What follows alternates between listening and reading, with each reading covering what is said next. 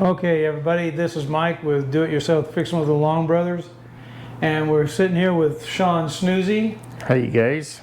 and he is retiring, or has retired, and it'll be official when? December 31st. December 31st. Okay, Shawn, how long have you been, is it a supervisor position? Is that what it is, or what's your official title? So my official title is Transportation Supervisor, and I started in May of 1998. 1998. Is when I first started as Transportation Supervisor. And then before that, I was a mechanic, and I started as a mechanic with the school district in 1989. 9 years, about 9 years of mechanicking. And the supervisor job came open, and I thought, oh, shoot, I'll go ahead and maybe use my degree a little bit and do that. So I applied for the job, and they liked some of the things I had to say, so they hired me. Oh. Yeah. So so actually, let me go back to when basically I started. Went to high school in Klamath Falls and went back to went to college at OIT, and I got a Bachelor of Science degree in diesel power technology. Wow. with fleet maintenance. Wow. Kind of kicker to it. So I thought, man, maybe I should do this, and I started. When I started, we had a lot of buses, and some of the buses were like 40 years old. So my first job as a supervisor, I thought we need to kind of get in some type of bus replacement program. And that's kind of what I went to school for, is just to kind of analyze those things. And so I did a project where we could basically replace our buses every 20 years. We would have a replacement in 20 years. So it took me most of my career to do that. It took 20 years. And then once I got to that point, I figured it's always better to go ahead and try to replace the fleet at that 12 years. Who did you have to talk to get that program going?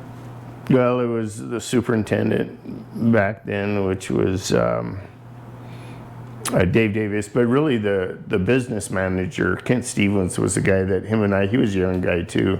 So that had to be funding through the state. So there is funding through the state, and so I used that funding as part of it, so it wouldn't be a lot of external costs to the district. It was all pretty much state funded, and how to operate that funding to get those buses replaced. So we got them all replaced, and like I said, in that 20 years, and then towards the end of that 20 years, it became apparent to me that propane buses were a lot cheaper to run, less maintenance costs, cheaper on the fuel.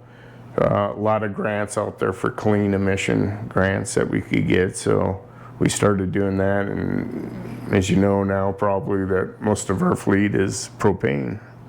So that was probably my strongest point, as being a supervisor for the district. And then some of the things that I had to just learn and kind of go through is dealing with drivers and people and parents. And let's see, I'm not quite sure when I started becoming a driver trainer, but at some point I was doing the training, the supervising, the routing, finance part. I did the whole thing. I had some good secretaries, but I had one good secretary, Kathy Longenecker. Her and I, we did a lot of stuff together. I mean, we were busy all the time, and she was a great person. I really appreciate her. Well, with all you're talking about right there, I don't see how you had much time not to do anything but that. Well, that's what it was, yeah. My life was work. It was just wrapped around work. So, yeah, I kind of regret that maybe a little bit, but overall. Well, you'll be able to retire. I'm going to retire with 34 years in with the county, and still be 60, so I'm still pretty young. You're still a young man where you can move. Right. A lot of people wait until they can't move, and then they retire and they sit around and watch TV and can't do much else. But you're young enough to where you can decide to. So, yeah. And so really too, I've been selling to everybody that, retired people make a really good bus driver. So that's what I want to do next. I want to start driving bus, maybe even get a route and and work as a bus driver, get more of that influence with the kids. You know, I think kids like, need strong, moral people behind them. They need role models. They need Yeah. people that have done something in their life to tell them, I do care about you. Yeah, and I've been preaching that, you know, all my career, so that's something I want to do firsthand. I feel like that's my calling right now, is to do that, to get involved in kids. And really, how I really thought about retiring was, you know, when COVID came along and we lost so many drivers and people had different things happen and they quit and all that I thought, started driving kids, started getting to know them, and I thought, hey, this is, Yeah, you fall, I could do this. you fall in love yeah. with them. Yep. And so I had, it was Rito's route, and I was doing that. I did that for about 6 months, I think, 6 to 7 months. I was driving his route, and Was that after he passed away? yeah, I really got to like the kids. I really did. It was something that, and then in my wife and I were talking about it. Hey, I've been doing this 34 years. Maybe I should slow down a little bit. So Well, that's slowing down. yeah, I'm ready to slow down. Responsibility, I'm pretty sure you're going to be asked a lot of questions and stuff, you know, for helping the new one. Is Melinda taking that position? Yeah, Melinda's taking over. She'll do good. Oh, I She'll think- do good with it. We've been talking a lot over the years, and so she'll work out really well. Yeah, I for think Melinda's great. that. Yeah, she'll do a good job. What would you, to somebody who is retiring from their job, what would you say to them to maybe consider driving the school bus? It's more than the job. You get, like you were saying, you get those kids, and you start thinking about the kids and how you can influence them, and you kind of get attached. You get an attachment to them. So, you know, that's the biggest part. Then pretty soon you're saying, those are my kids. You know, they're not on your route; they're your kids pretty soon, and so it really.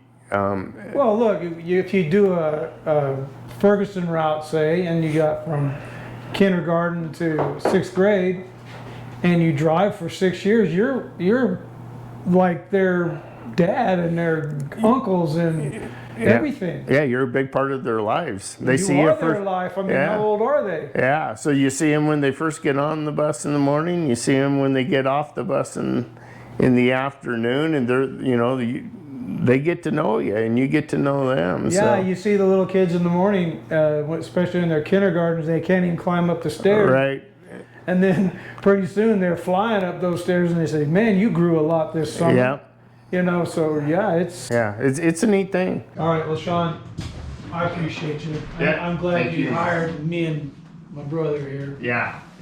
And I know that when I considered driving was because I think I needed another step up. And when Mom died, I didn't see much, you know, people lose hope. And for the future, the kids are the future. And I think God put Steve and I in a bus so we could realize that there's more to life than just yours. Yeah, I and agree. mine. Yeah. I feel I was called to this position. I feel like I'm called to give it up. So it's my time, Yeah. and I appreciate it. Okay, good. Thanks, Mike. Appreciate You it. bet. Thanks, Steve. Appreciate everything you do and what you do for the district.